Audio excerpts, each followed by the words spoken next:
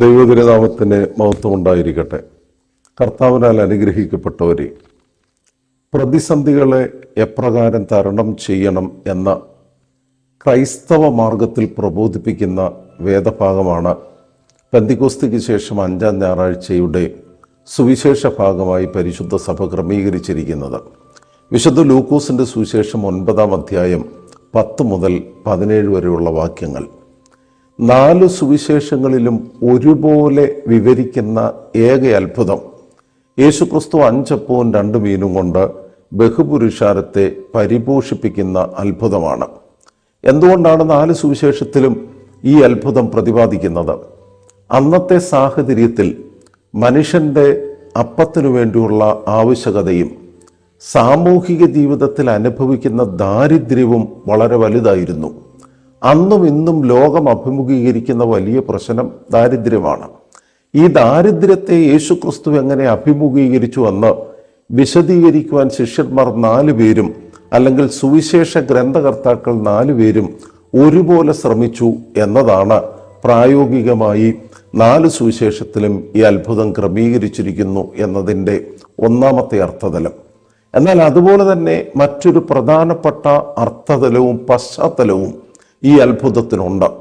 പെന്തിക്കോസ്തിക്ക് ശേഷം 2-ാമത്തെ ഞായറാഴ്ച വിശുദ്ധ മത്തായിയുടെ സുവിശേഷം 10-ാം അധ്യായം 5 മുതൽ 16 വരെയുള്ള വാക്യങ്ങളിൽ യേശുക്രിസ്തു 12 അപ്പോസ്തലന്മാരെ പ്രേക്ഷിത പ്രവർത്തനത്തിനു വേണ്ടി അയക്കുന്നതാണ് വേദവായനയ്ക്ക് വേണ്ടി ക്രമീകരിച്ചിരുന്നത്.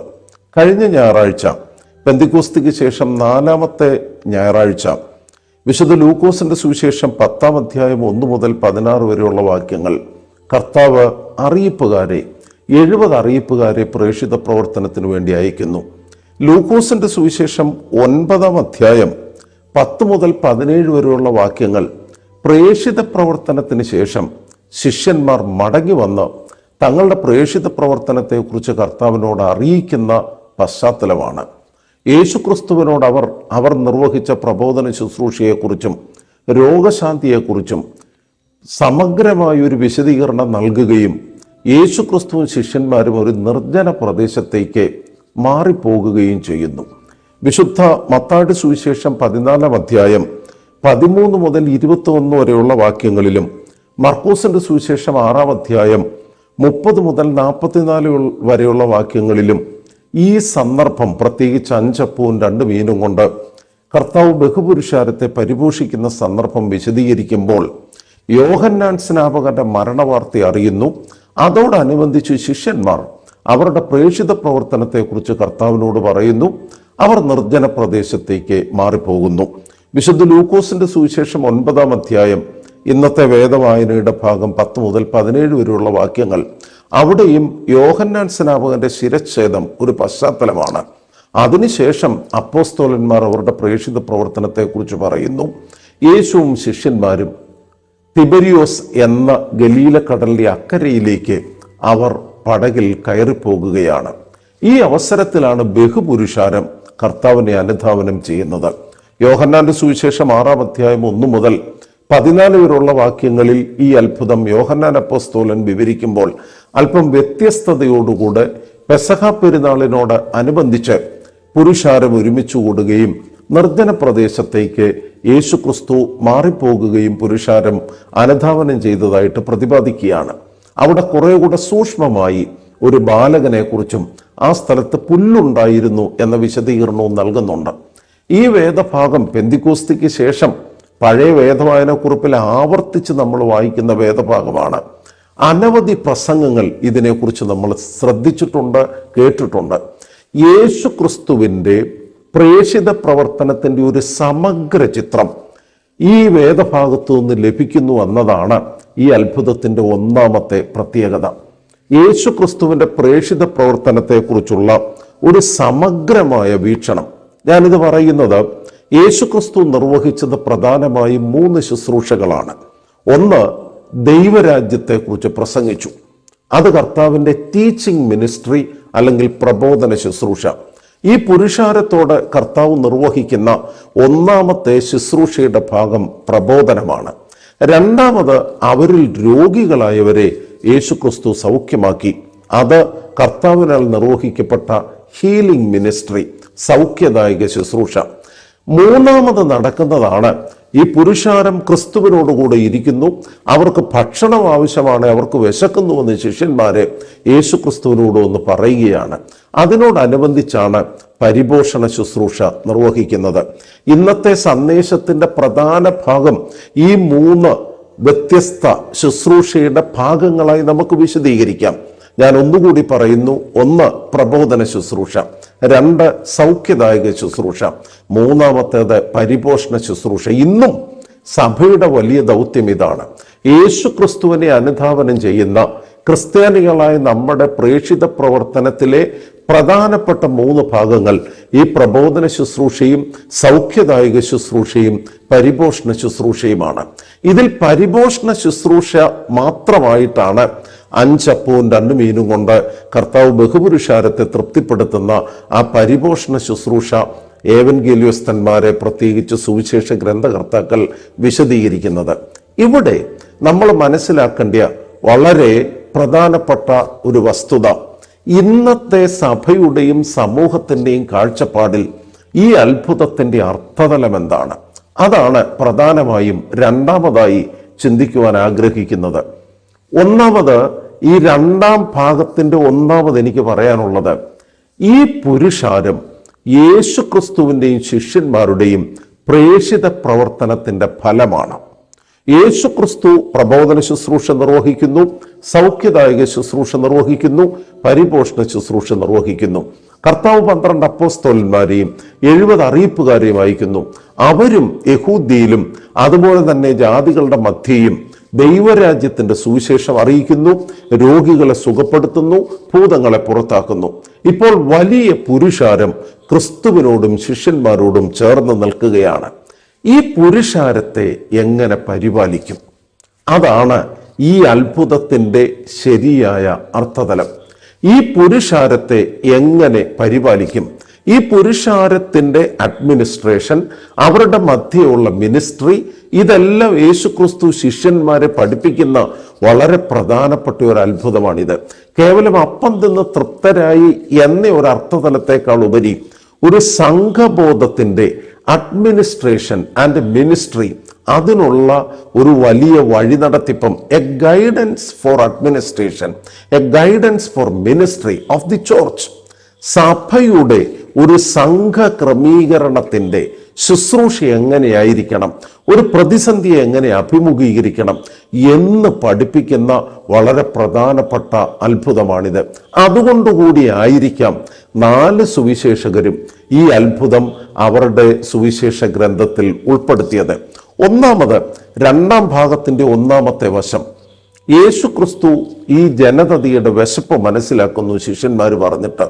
കർത്താവ് അവരോട് പറയുന്ന ഒരു വാക്കുണ്ട്: നിങ്ങൾ ഇവർക്ക് ഭക്ഷിപ്പാൻ കൊടുപ്പീൻ, നിങ്ങൾ ഇവർക്ക് ഭക്ഷിപ്പാൻ കൊടുപ്പീൻ. വിശുദ്ധ ലൂക്കോസിന്റെ സുവിശേഷം ഇന്ന് വായിച്ചു കേട്ട വേദഭാഗം 9-ാം അധ്യായം 13-ാം വാക്യം. ഈ വാക്യം 3 സുവിശേഷകരും, ആദ്യത്തെ 3 സുവിശേഷകരും ഇതേ വാക്യം ആവർത്തിക്കുന്നുണ്ട്. വിശുദ്ധ മത്തായിയുടെ സുവിശേഷം 14-ാം അധ്യായം 16-ാം വാക്യം, മർക്കോസിന്റെ സുവിശേഷം 6-ാം അധ്യായം 37-ാം വാക്യം. 3 വിശദീകരണങ്ങളിലും ഈ വാക്ക് ഒഴിവാക്കുന്നില്ല. യേശു ക്രിസ്തു തൻ്റെ ശിഷ്യന്മാരോട് പറയുന്നു: നിങ്ങൾ ഇവർക്ക് ഭക്ഷിപ്പാൻ കൊടുപ്പീൻ.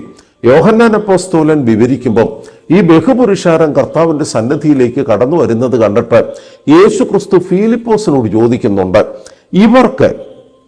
ഇവർക്ക് ഭക്ഷിപ്പാൻ നൽകുവാൻ എവിടെ നിന്ന് നമ്മൾ അപ്പം ശേഖരിക്കും? അതാണ് യേശു ക്രിസ്തു യോഹന്നാന്റെ സുവിശേഷത്തിൽ ഫിലിപ്പോസ് അപ്പോസ്തലനോട് ചോദിക്കുന്നതായി പ്രതിപാദിക്കുന്നത്. അദ്ദേഹത്തെ പരീക്ഷിച്ചുകൊണ്ട് ചോദിച്ചു എന്ന് അവിടെ തന്നെ വിവരിക്കുന്നുണ്ട്. എന്തുകൊണ്ടാണ് നിങ്ങൾ ഇവർക്ക് ഭക്ഷിപ്പാൻ കൊടുപ്പീൻ, അല്ലെങ്കിൽ ഇവർക്ക് ഭക്ഷിപ്പാൻ അപ്പം എവിടെ നിന്ന് നമ്മൾ ക്രമീകരിക്കുമെന്ന് കർത്താവ് ചോദിക്കുന്നത്? ശിഷ്യന്മാരുടെ പക്കൽ അപ്പമില്ല എന്നും സ്ഥലം മരുഭൂമിയാണെന്നും വന്നിരിക്കുന്ന പുരുഷാരം ബഹുസഹസ്രമാണെന്നും യേശുവിന് അറിയാം. പിന്നെ എന്തിനാണ് യേശു ക്രിസ്തു ശിഷ്യന്മാരോട് പറഞ്ഞത്, ശിഷ്യന്മാരെ ഉദ്ബോധിപ്പിച്ചത്, നിങ്ങൾ ഇവർക്ക് ഭക്ഷിപ്പാൻ കൊടുപ്പീൻ? അവിടെയാണ് ഈ അത്ഭുതത്തിൻ്റെ കാതലായ സത്യം അന്നും ഇന്നും നമ്മൾ മനസ്സിലാക്കേണ്ടത്. ഒന്നാമത്, യേശുക്രിസ്തു അപ്പോസ്തോലിക ദൗത്യത്തെക്കുറിച്ച്, പരിപോഷണത്തിന്റെ അത്യാവശ്യത്തെക്കുറിച്ച് കർത്താവ് ശിഷ്യന്മാരെ ഓർമ്മിപ്പിച്ചു. രണ്ടാമത്, ഇന്നത്തെ ഒരു അഡ്മിനിസ്ട്രേഷൻ, അതുപോലെ തന്നെ ഒരു പ്രതിസന്ധിയെ അഭിമുഖീകരിക്കുന്ന സാഹചര്യം, എ ക്രൈസിസ് മാനേജ്മെന്റ്, ഈ തലത്തിലെല്ലാം നമ്മൾ ചിന്തിക്കുമ്പോൾ യേശുക്രിസ്തു ബോധപൂർവം ശ്രമിക്കുകയാണ് ഈ വിഷയത്തിന്റെ തീവ്രത, സാഹചര്യത്തിന്റെ തീവ്രത ഈ ശിഷ്യന്മാരെ പ്രബോധിപ്പിക്കുവാൻ. 5 അപ്പവും 2 മീനും കൊണ്ട് ബഹുപുരുഷാരത്തെ തൃപ്തിപ്പെടുത്തിയ സംഭവത്തിൽ 5 പ്രധാനപ്പെട്ട കാര്യങ്ങൾ കർത്താവ് നമ്മെ പഠിപ്പിക്കുന്നു. ഒന്നാമത്, knowledge about the crisis or knowledge about the conundrum situation. ഈ സാഹചര്യത്തെക്കുറിച്ചൊരു ബോധമുണ്ടാകണം. അതുകൊണ്ടാണ് ഫിലിപ്പോസിനോട് ചോദിച്ചത്, ഇത്രയും അധികം പുരുഷാരത്തിന് നമ്മൾ എവിടുന്ന് ഭക്ഷണം നൽകും? ശിഷ്യന്മാരോട് പറഞ്ഞത്, നിങ്ങൾ ഇവർക്ക് ഭക്ഷിപ്പാൻ കൊടുപ്പീൻ. പരിശുദ്ധനായ ജോൺ ക്രിസോസ്റ്റം പറയുന്നത്, കർത്താവ് അവരെ പരീക്ഷിച്ചു എന്ന് പറയുന്നതിൻ്റെ അർത്ഥതലം, ഈ അത്ഭുതം അവർക്ക് മനസ്സിലാകണമെങ്കിൽ, അതിൻ്റെ പൂർണ്ണ അർത്ഥതലത്തിലേക്ക് അവർ കടന്നു ചെല്ലണമെങ്കിൽ, അവരഭിമുഖീകരിക്കുന്ന പ്രതിസന്ധിയെക്കുറിച്ച് അവർക്ക് ബോധ്യമുണ്ടാകണം. ഇന്നും പുരുഷാരം, സംഘം, സഭ എന്ന ഒരു കമ്മ്യൂണിറ്റി, അതിനെ പരിപോഷിപ്പിക്കുകയും പരിപാലിക്കുകയും ചെയ്യുമ്പോൾ അവിടുത്തെ അഡ്മിനിസ്ട്രേഷന്റെ, ശുശ്രൂഷയുടെ ഒന്നാം വശമെന്ന് പറയുന്നത് സഭ അഭിമുഖീകരിക്കുന്ന പ്രശ്നങ്ങളെക്കുറിച്ചുള്ള ബോധം പ്രത്യേകിച്ച് ഭരണകർത്താക്കൾക്കുണ്ടാകണം. ഒരു ഇടവകയുടെ പ്രതിസന്ധിയെക്കുറിച്ചുള്ള ബോധം ഇടവകയിൽ ശുശ്രൂഷ നടത്തുന്നവർക്കുണ്ടായിരിക്കണം. അതൊരു സ്ഥാപനമായാലും കുടുംബമായാലും ജീവിതത്തിന്റെ എല്ലാ മേഖലകളിലും ദൈവത്തിന്റെ പ്രവർത്തനത്തിന്റെ അടിസ്ഥാനം ഒരു പ്രതിസന്ധിയെ നമ്മൾ അഭിമുഖീകരിക്കാനും തരണം ചെയ്യുവാനും പ്രാപ്തരാകണമെങ്കിൽ പ്രതിസന്ധിയുടെ വ്യാപ്തിയെക്കുറിച്ച് നമുക്ക് മനസ്സിലാകണം. അതുകൊണ്ടാണ് യേശുക്രിസ്തു തന്റെ ശിഷ്യന്മാരോട് പ്രബോധിപ്പിക്കുന്നത്, നിങ്ങൾ ഇവർക്ക് ഭക്ഷിപ്പാൻ കൊടുപ്പീൻ. അവിടെയാണ് ശിഷ്യന്മാർ ഉണർന്നത്. പ്രതിസന്ധിയുടെ ഗ്രാവിറ്റി, ഒരു വിഷയത്തിന്റെ അഗാധ തലങ്ങൾ മനസ്സിലാക്കി കഴിയുമ്പോഴാണ് എപ്രകാരം നമുക്ക് പ്രവർത്തിക്കാൻ സാധിക്കുമെന്ന് ഓരോരുത്തരും ചിന്തിക്കുന്നത്. ഫിലിപ്പോസ്, യോഹന്നാന്റെ സുവിശേഷത്തിലെ വിശദീകരണത്തിൽ ഫിലിപ്പോസ് അപ്പോസ്തലൻ ഉടൻ തന്നെ അന്ത്രയോസ് ശ്ലീഹായോട് പറയുന്നു, അന്ത്രയോസ് ശ്ലീഹായും ഒരുമിച്ച് അവിടെ പരിശ്രമിക്കുമ്പോൾ ഒരു ബാലകനെ കണ്ടെത്തുന്നു. അവന്റെ കയ്യിൽ 5 യവത്തപ്പം 2 മീനുമുണ്ട്. മറ്റു 3 സുവിശേഷങ്ങൾ എന്ന് ഞാൻ പറഞ്ഞാൽ, വിശുദ്ധ മത്തായിയുടെ സുവിശേഷത്തിലും വിശുദ്ധ മർക്കോസിന്റെ സുവിശേഷത്തിലും വിശുദ്ധ ലൂക്കോസിന്റെ സുവിശേഷത്തിലും ബാലകനെ കുറിച്ച് എടുത്തു പറയുന്നില്ല. 5 അപ്പവും 2 മീനും, അതാണ് ഞങ്ങളുടെ കൈവശമുള്ളത്. യഥാർത്ഥത്തിൽ ഒരു പ്രതിസന്ധി പരിഹരിക്കുന്നതിന്റെ രണ്ടാം വശം, ഒരു കമ്മ്യൂണിറ്റിയെ പരിപാലിക്കുന്നതിന്റെ രണ്ടാമത്തെ പ്രധാന ബോധ്യം, അവയർനെസ് ഓഫ് സെൽഫ് പൊട്ടൻഷ്യൽ. നമ്മുടെ കഴിവിനെ കുറിച്ച്, നമ്മളായിരിക്കുന്ന സാഹചര്യത്തിലെ സാധ്യതയെക്കുറിച്ച് നമുക്ക് ബോധമുണ്ടാകണം. ആ ബോധം നമുക്ക് വരുമ്പോഴാണ് യഥാർത്ഥത്തിൽ ഒരു കമ്മ്യൂണിറ്റിയുടെ അഡ്മിനിസ്ട്രേഷനും മിനിസ്ട്രിയും ഭംഗിയായി നിർവഹിക്കുവാൻ നമുക്ക് സാധിക്കുന്നത്. കുടുംബജീവിതത്തിലാണെങ്കിലും നമ്മൾ ഇടപെടുന്ന സമൂഹത്തിന്റെ വിവിധ മേഖലകളിലായാലും ഒരു പ്രതിസന്ധിയെ അഭിമുഖീകരിച്ച് അതിജീവിക്കണമെങ്കിൽ എന്ത് നമ്മുടെ പക്ഷത്തുണ്ട് എന്ന ബോധ്യം നമുക്കുണ്ടാകണം. സെൽഫ് അവയർനെസ് എന്നും awareness of our own potentiality എന്നുമെല്ലാം മാനേജ്മെന്റിൽ ഈ സിസ്റ്റത്തെ കുറിച്ച് പറയും. ഒന്നാമത് ഞാൻ പറഞ്ഞത് knowledge of the crisis, knowledge of the conundrum situation, അത് നമുക്കുണ്ടാകണം, ഒന്നാം ഭാഗം. രണ്ടാമത്തേത് awareness of our own potentiality, നമ്മുടെ സാധ്യതയെക്കുറിച്ച്, നമ്മുടെ കഴിവിനെക്കുറിച്ച് നമുക്ക് ബോധ്യം ഉണ്ടാകുമ്പോഴാണ് പ്രതിസന്ധി പരിഹരിക്കാവുന്ന സാഹചര്യത്തിലേക്ക് നമ്മൾ കടന്നു വരുന്നത്. ഇവിടെയാണ് ഈ അത്ഭുതത്തിന്റെ മൂന്നാമത്തെ വശം. 5 അപ്പവും 2 മീനും ഞങ്ങളുടെ പക്കലുണ്ട്. ഉടൻ തന്നെ അവരത് യേശുക്രിസ്തുവിന് കൈമാറുന്നു, യേശുക്രിസ്തുവിന്റെ സന്നിധിയിൽ സമർപ്പിക്കുന്നു. നമ്മൾ അന്നത്തെ സാഹചര്യത്തിൽ ഒന്ന് ചിന്തിച്ചേ, ബഹുപുരുഷാരം, ബഹുസഹസ്രമാണ് പുരുഷാരം. ഈ 5 അപ്പവും 2 മീനും എന്ന് പറയുന്നത് ഒന്നുമല്ല. പ്രശ്ന പരിഹാരത്തിന് ഇതൊട്ടും ഉപയുക്തമല്ല. എങ്കിലും 12 അപ്പോസ്തലന്മാർ അത് യേശുക്രിസ്തുവിന്റെ കൈകളിൽ നൽകുന്നു. ഇവിടെയാണ് യഥാർത്ഥത്തിൽ സഭാ ശുശ്രൂഷയിലും നമ്മുടെ ജീവിതത്തിന്റെ എല്ലാ മേഖലകളിലും കണക്ക് കൂട്ടുമ്പോൾ പരിഹാരമാർഗം നമ്മളിലില്ല. നമുക്കൊരു പരിഹാരമാർഗത്തിലേക്ക് കടന്നു വരാനും സാധിക്കുന്നില്ല. എന്നാൽ സഹോദരങ്ങളെ, we have to long or wait for divine providence and interference. യഥാർത്ഥത്തിൽ ദൈവീക ഇടപെടലിനും ദൈവീക കരുതലിനും വേണ്ടി വാഞ്ചയോടെ നമ്മൾ ആഗ്രഹിക്കണം. ഈ അത്ഭുതം പഠിപ്പിക്കുന്ന മനോഹരമായ അർത്ഥതലം അതാണ്. ഈ 12 അപ്പോസ്തലന്മാരും സാധാരണക്കാരായ മനുഷ്യർ. ആ ജീവിതത്തിന്റെ ബുദ്ധിമുട്ടുകൾ അവർക്കറിയാം. എങ്കിലും അവർ ഉള്ളത് യേശുക്രിസ്തുവിന്റെ കയ്യിൽ നൽകി.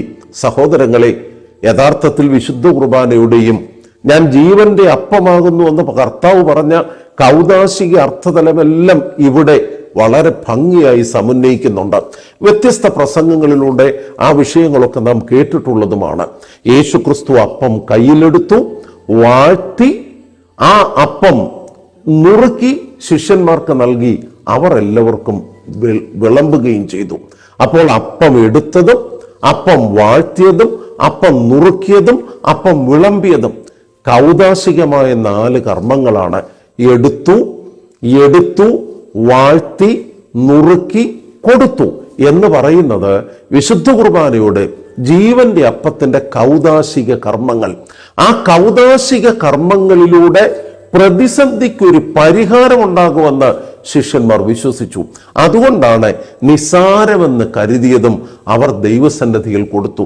നമ്മുടെ ജീവിത പ്രതിസന്ധികൾ, നാം അഭിമുഖീകരിക്കുന്ന ദുരിതങ്ങൾ, നമ്മൾ അഭിമുഖീകരിക്കുന്ന ജീവിതത്തിന്റെ വെല്ലുവിളികൾ, പ്രതിസന്ധികൾ, ഇതിനിടയിൽ ഒരു ദൈവീകമായ ഇടപെടൽ ഉണ്ടാകും.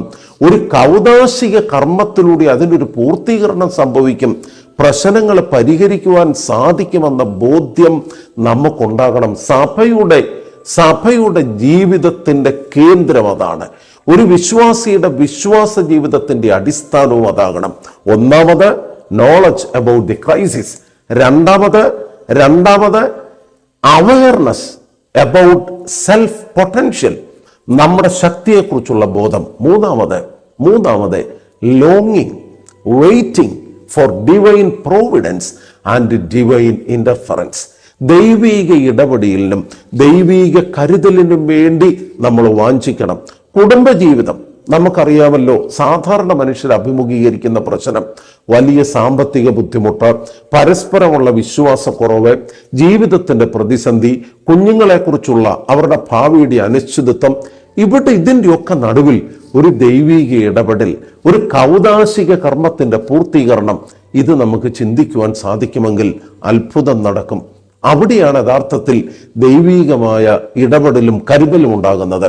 ഈ അത്ഭുതം പഠിപ്പിക്കുന്ന 4ാമത്തെ ചിന്തയിലേക്ക് വരട്ടെ.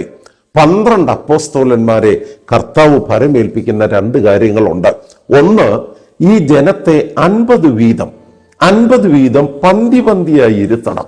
ആ കൂട്ടത്തിൽ ഇവരോട് പറഞ്ഞു, അപ്പം നുറുക്കി അവരുടെ കയ്യിൽ കൊടുത്തു. 12 പേരും വിളമ്പണം. 12 പേരും വിളമ്പുന്നു. 12 പേരും അതിൻ്റെ ഒരു ലോജിസ്റ്റിക്സ് ഭംഗിയാക്കിയിട്ട് പന്തിയായി 50 വീതം ഭംഗിയായി ആളുകളെ ഇരുത്തുന്നു. ഈ ഒരു അത്ഭുതം നമ്മുടെ ഇടവകയിലോ നമ്മൾ ശുശ്രൂഷിക്കുന്ന സമൂഹത്തിലോ നടന്നാൽ ആർക്കൊക്കെ നമ്മൾ നന്ദി പറയേണ്ടി വരും. ചുമതലപ്പെട്ടവർ, കമ്മിറ്റി അംഗങ്ങൾ, അപ്പം എടുത്തുകൊണ്ട് വന്നവർ, കൊണ്ടുവന്ന ബാലകൻ, അവന്റെ കുടുംബം, എന്തെന്ത് പാരഫർനേലിയ നമ്മുടെയൊക്കെ സാഹചര്യങ്ങളിലുണ്ട്. സഹോദരങ്ങളെ, ഇവിടെ അങ്ങനെയൊന്നും സംഭവിക്കുന്നില്ല. അവിടെയാണ് ഈ വേദഭാഗം പഠിപ്പിക്കുന്ന 4ാമത്തെ ചിന്ത. Integrity towards A common purpose, A common destination. ഒരു പൊതുവായ ലക്ഷ്യത്തിന് വേണ്ടിയുള്ള സത്യസന്ധത. അത് അപ്പോസ്തലന്മാരിൽ വളരെ ശക്തമായി, അവരുടെ മനസ്സിൽ രൂഢമൂലമായി ആ ഒരു വിശ്വാസം അവർക്ക് ലഭിച്ചു. ജനത്തിന് തൃപ്തി വരണം, അവരുടെ വിശപ്പ് മാറണം എന്നൊരു കോമൺ പർപ്പസ്, പൊതുവായ ചിന്ത വന്നപ്പോൾ അവിടെ ഒരു ഏറ്റക്കുറച്ചിലില്ല. ആര് കൂടുതൽ പ്രവർത്തിക്കുന്നു, ആരാണതിൽ സമർത്ഥൻ എന്ന ചിന്ത പോലും അവിടെയില്ല. യേശുക്രിസ്തു പറഞ്ഞതനുസരിച്ച് ജനത്തെ ക്രമമായി ഇരുത്തി, 50 വീതം ക്രമമായി ഇരുത്തി. സ്പിരിച്വൽ ഡിസിപ്ലിൻ അത് ഭംഗിയായി നിർവഹിച്ചു. കർത്താവ് വാഴ്ത്തി നുറുക്കി കൊടുത്തത് ജനതയ്ക്ക് വിളമ്പി. ശുശ്രൂഷയുടെ അർത്ഥം ഇതല്ലേ സഹോദരങ്ങളെ? ഇന്ന് നമ്മൾ അഭിമുഖീകരിക്കുന്ന പലപ്പോഴും ഏതെങ്കിലും ഒരു ചെറിയ സാമൂഹിക പ്രവർത്തനം നടത്തി കഴിയുമ്പോൾ മുൻപന്തിയിലേക്ക് വന്ന് പ്രകടനം നടത്തുന്ന പല ജീവിത സാഹചര്യങ്ങളുടെയും നടുവിൽ ഈ 5 അപ്പവും 2 മീനും കൊണ്ട് ബഹുപുരുഷാരത്തെ കർത്താവ് തൃപ്തിപ്പെടുത്തിയ അത്ഭുതം നമ്മെ പഠിപ്പിക്കുന്നത് എന്താണെന്നൊരു ബോധ്യം നമുക്കുണ്ടാകണം. നമ്മൾ വൈദിക സമൂഹമായാലും വിശ്വാസികളുടെ സമൂഹമായാലും അതിലുയർന്ന മഹാപുരോഹിത സംഘമായാലും എന്താണ് നമ്മുടെ കോമൺ ഡെസ്റ്റിനേഷൻ? എന്താണ് നമ്മുടെ പൊതുവായ ഉദ്ദേശം? ദൈവരാജ്യ മഹത്വത്തിനു വേണ്ടി പ്രവർത്തിക്കുവാൻ സാധിക്കുമെങ്കിൽ അവിടെ സത്യസന്ധതയും ആത്മാർത്ഥതയും അതൊരുമിച്ച് ചേരുമ്പോൾ പിന്നെ പക്ഷങ്ങൾ ഉണ്ടാകത്തില്ല, ഏറ്റക്കുറച്ചിലുകൾ ഉണ്ടാകത്തില്ല. സമൂഹത്തിൽ ആരാണ് സമർത്ഥൻ, കൂടുതൽ ആര് പ്രവർത്തിച്ചു, ആരാണ് എല്ലാം കൊണ്ടും നേട്ടങ്ങൾ ഉണ്ടാക്കുവാൻ സാധിക്കുന്നവൻ, ഈ ചിന്തകളെല്ലാം മാറുകയാണ്. മറിച്ച് അവിടെ ഒരു കോമൺ ഡെസ്റ്റിനേഷൻ, ഒരു പൊതുവായ ഉദ്ദേശത്തെക്കുറിച്ചുള്ള ചിന്ത, സഭാ ശുശ്രൂഷയുടെയും സഭാ ഭരണക്രമീകരണത്തിൻ്റെയും അടിസ്ഥാനം ഇതാണ്. എന്താണ് ലക്ഷ്യം? ക്രിസ്തുവിൻ്റെ ശരീരമായ സഭ, അവിടെ നമുക്ക് ലഭിക്കേണ്ട ദൈവീകരണം, ദൈവരാജ്യത്തിൻ്റെ സംസ്ഥാപനം. ഈ പൊതു ഉദ്ദേശത്തിനു വേണ്ടി പ്രവർത്തിക്കുമ്പോൾ അത്ഭുതം നടക്കും. 5 അപ്പവും 2 മീനും കൊണ്ട് 5000-ഓളം പുരുഷന്മാരും എണ്ണിക്കൂടാതെ വന്ന സ്ത്രീകളും കുഞ്ഞുങ്ങളും തൃപ്തരായെങ്കിൽ ഇന്നും അത് നിർവഹിക്കപ്പെടും. ആവശ്യബോധം നമുക്കുണ്ടായാൽ, ഒരുമിച്ച് കൂട്ടായ്മയുടെ അർത്ഥതലത്തിൽ നമ്മൾ നിന്നാൽ, ഒരു പൊതു ഉദ്ദേശത്തോടെ ഏക മനസ്സോടെ ഒരുമിച്ച് ചേർന്നാൽ ഇന്നും അത്ഭുതം നടക്കും. നമുക്കറിയാം പല കുഞ്ഞു ദേവാലയങ്ങൾ നിർമ്മിക്കപ്പെടുന്നത്, പാവപ്പെട്ടവർക്ക് വീട് വെച്ചു കൊടുക്കുന്നത്, അതുപോലെ തന്നെ മലങ്കര സഭയുടെ ആഭിമുഖ്യത്തിൽ ഇവിടെയെല്ലാം ഏതെല്ലാം സ്ഥലങ്ങളിൽ ഗവൺമെന്റ് ആശുപത്രികളിലും അതുപോലെയുള്ള പൊതുസ്ഥാപനങ്ങളിലും ഭക്ഷണം കൊണ്ട് കൊടുക്കുന്നത് 5 അപ്പത്തിന്റെ മനോഹര പ്രതിഫലനങ്ങളാണ്. അതൊക്കെ നിർവഹിക്കപ്പെടുന്നത് ഒരു പൊതു ഉദ്ദേശത്തോടെ ആളുകൾ ഒരുമിച്ച് കൂടിയപ്പോൾ ഇന്നും അപ്പം വർദ്ധിപ്പിക്കുന്ന ശുശ്രൂഷ, മഹാത്ഭുതം ദൈവം നിർവഹിക്കുന്നു എന്നതാണ് ഈ അത്ഭുതം നമ്മെ പഠിപ്പിക്കുന്ന 4ാമത്തെ ചിന്ത. 5 അപ്പത്തിന്റെ 2 മീനും കൊണ്ടും ബഹുപുരുഷാരത്തെ തൃപ്തിപ്പെടുത്തിയതിൻ്റെ 5ാമത്തെ ചിന്തയിലേക്ക് വരാം. 5ാമത്തെ ചിന്ത എത്ര മനോഹരമാണ്! എല്ലാവർക്കും തൃപ്തിയായി. ശേഷിച്ച കഷ്ണം 12 കൊട്ട മിച്ചമെടുത്തു. ശേഷിപ്പ് ഇന്നൊരു വേസ്റ്റാണ്. എന്നാൽ എന്താണ് ശേഷിപ്പ്? ഇന്ന് വേസ്റ്റിനോട് ചേർന്ന് വേസ്റ്റ് മാനേജ്മെന്റ് വരെയായി. എന്നാൽ സഹോദരങ്ങളെ, കുട്ടകളിൽ മിച്ചം വരുന്നത് പെറുക്കിയെടുക്കണം. പെറുക്കിയെടുത്തപ്പോൾ 12 കൊട്ട. യഥാർത്ഥത്തിൽ ഇത് തലമുറയ്ക്കു വേണ്ടി, വരും കാലഘട്ടത്തിനു വേണ്ടി ഈ അത്ഭുതത്തിന്റെ ശ്രേഷ്ഠകരമായ ശേഷിപ്പ് അവശേഷിക്കുകയാണ്. എ ഫോർസൈറ്റ്, യഥാർത്ഥത്തിൽ A foresight for the coming generation.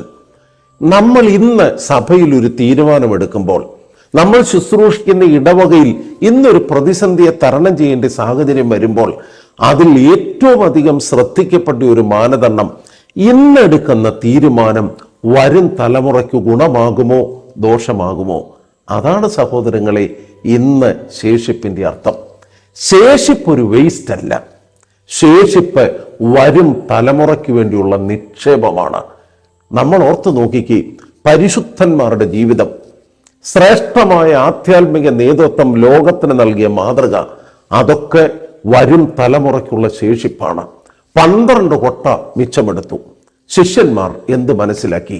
അവരഭിമുഖീകരിച്ച പ്രതിസന്ധിയെ എങ്ങനെ പരിഹരിക്കണമെന്ന് അവർക്ക് ബോധ്യമായി. പ്രബോധന ശുശ്രൂഷ, സൗഖ്യദായക ശുശ്രൂഷ, പരിപോഷണ ശുശ്രൂഷ, പ്രേഷിത പ്രവർത്തനത്തിന്റെ സമഗ്ര ഭാഗം. അതിൽ പരിപോഷണ ശുശ്രൂഷ നിർവഹിച്ചതിലൂടെ കർത്താവ് സഭയുടെ സംഘബോധത്തിൽ ഒരു പ്രതിസന്ധി എങ്ങനെ തരണം ചെയ്യാം, അതുപോലെ തന്നെ സഭയുടെ പുരുഷാരത്തിന്റെ ഭരണക്രമീകരണം, ശുശ്രൂഷ എങ്ങനെ ഭംഗിയാക്കാം, 5 കാര്യങ്ങൾ പഠിപ്പിച്ചു. ഒന്നാമത് പ്രതിസന്ധിയെക്കുറിച്ച്, ക്രൈസിസിനെ കുറിച്ച് ബോധമുണ്ടാകണം. 2ാമത് നമ്മുടെ കഴിവിനെ കുറിച്ച്, സെൽഫ് പൊട്ടൻഷ്യലിനെ കുറിച്ച് നമുക്ക് ബോധ്യമുണ്ടാകണം. 3ാമത് എല്ലാ പ്രയാസങ്ങളുടെ നടുവിലും ദൈവിക ഇടപെടലിനു വേണ്ടി ശക്തിയായി വാഞ്ചിക്കണം. 4ാമത് ഒരു പൊതു ഉദ്ദേശം, ആ പൊതു ഉദ്ദേശത്തിന് വേണ്ടിയുള്ള സത്യസന്ധതയായിരിക്കണം സംഘബോധത്തിൽ ഒരുമിച്ച് പ്രവർത്തിക്കുമ്പോൾ എല്ലാവരെയും ഭരിക്കേണ്ടത്. ഏറ്റവും അവസാനത്തേത് 5 അപ്പവും 2 മീനും നമ്മെ പഠിപ്പിക്കുന്ന 5ാമത്തെ ചിന്ത, എല്ലാ പ്രവർത്തനങ്ങളിലും ഒരു ദീർഘവീക്ഷണം ഉണ്ടാകണം. വരും തലമുറയെക്കുറിച്ചൊരു ചിന്ത ഉണ്ടാകണം. അതാണ് വരും കാലഘട്ടത്തിലേക്കുള്ള ശേഷിപ്പ്. കേവലം അപ്പം തിന്ന് തൃപ്തരായി എന്നൊരു ഉത്തരം ഇതിലൂടെ ലഭിക്കാതെ അതിനേക്കാൾ ഉപരി ദൈവരാജ്യത്തിൻ്റെ ശ്രേഷ്ഠകരമായ ശുശ്രൂഷയുടെ മനോഹര മാനദണ്ഡങ്ങൾ കർത്താവ് ശിഷ്യന്മാരെ പഠിപ്പിച്ച വലിയ അത്ഭുതമായി നമുക്കിത് മനസ്സിലാക്കുവാൻ സാധിക്കട്ടെ. ഇന്നത്തെ ജീവിത സാഹചര്യത്തിൽ അർത്ഥവത്തായ ശുശ്രൂഷ നിർവഹിപ്പാൻ 5 അപ്പവും 2 മീനും കൊണ്ട് ബഹുപുരുഷാരത്തെ കർത്താവ് തൃപ്തിയാക്കിയ അത്ഭുതം നമ്മെ പ്രേരിപ്പിക്കട്ടെ എന്ന് പ്രാർത്ഥിക്കുന്നു. ദൈവം അനുഗ്രഹിക്കട്ടെ.